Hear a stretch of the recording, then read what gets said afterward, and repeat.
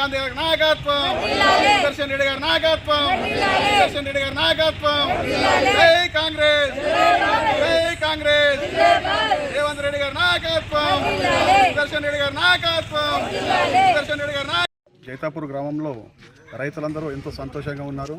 దానికి ముఖ్య కారణం ఏమిటంటే ఈ రాష్ట్ర ప్రభుత్వం కాంగ్రెస్ ప్రభుత్వం ఎలక్షన్ కన్నా ముందుగా ప్రకటించిన పథకాల్లో భాగంగా జనవరి 26 నాడు గణతంత్ర దినోత్సవం రోజున ముఖ్యమంత్రి గారు 4 పథకాలని ఇనాగ్రేషన్ చేశారు. దాంట్లో భాగంగా మా ఎడిపల్లి మండలంలో మా ఎమ్మెల్యే గారు సుదర్శన్ రెడ్డి గారి కోరిక మేరకు ఆయన కృషి వల్ల జైతాపూర్ గ్రామాన్ని మోడల్ గ్రామంగా తీసుకోవడం జరిగింది. ఆ గ్రామం మోడల్ గ్రామంలో భాగంగా జైతాపూర్ గ్రామంలో నిన్న సుమారు 720 ఎకరాలకు గాను సుమారు 45 లక్షల రూపాయలు రైతు భరోసా రైతుల అకౌంట్లలో పడడం జరిగింది.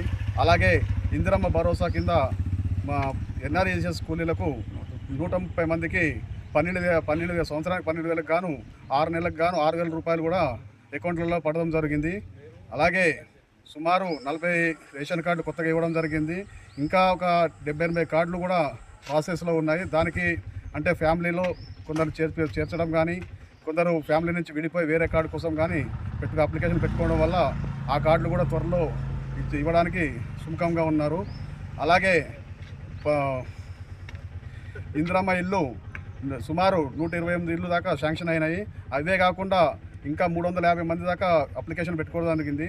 దాంట్లో కూడా అర్హులైన ప్రతి ఒక్క నిరుపేదకు సంక్షేమ పథకం కింద ఇందిరమ్మ ఇళ్ళని ఇవ్వడానికి సుదర్శన్ రెడ్డి గారు మాకు హామీ ఇచ్చినారు.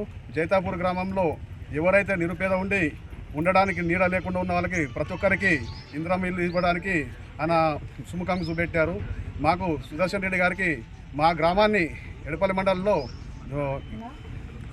మోడల్ గ్రామంగా తీసుకోవడాన్ని సుదర్శన్ రెడ్డి గారికి మేము ఎల్లవేళలా రుణపడి ఉంటామని వారికి ఈ సభాముఖంగా కృతజ్ఞతలు తెలియజేసుకుంటున్నాము.